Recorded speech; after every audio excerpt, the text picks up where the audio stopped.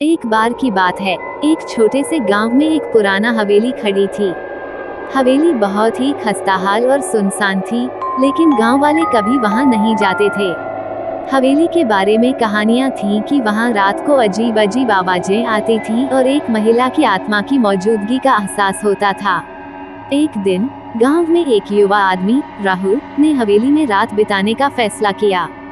उसने सोचा कि यह सब सिर्फ अफवाहें हैं और वह सब कुछ जानना चाहता था।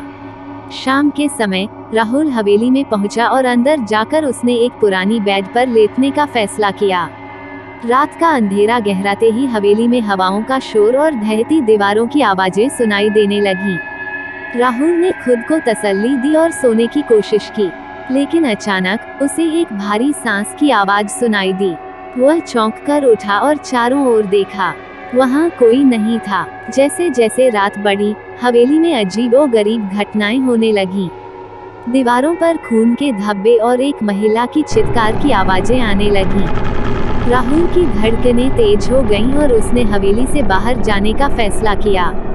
लेकिन जब उसने हवेली का दरवाजा खोलने की कोशिश की, तो वह दरवाजा ज्यों का त्यों बंद था। वह घबराया हुआ था। फिर उसे एक कांपती आवाज सुनाई दी, मुझे यहाँ से निकालो, मुझे यहाँ शांति चाहिए। राहुल ने बाहर की ओर दौड़ने की कोशिश की, लेकिन हवेली के दरवाजे खुद ब खुद बंद हो गए। एक महिला की धुंधली छाया उसके सामने आई और धीरे धीरे उसे खींचने लगी। राहुल ने हिम्मत जुटाकर आखिरी बार कोशिश की और दरवाजा खुल गया। वह बाहर की ओर भागा और कभी भी उस हवेली का रास्ता नहीं देखा। गांव वाले आज भी हवेली को देखकर कांपते हैं और राहुल का नाम लेकर डरते हैं, क्योंकि हवेली में वह रात आज भी एक रहस्य बनी हुई है।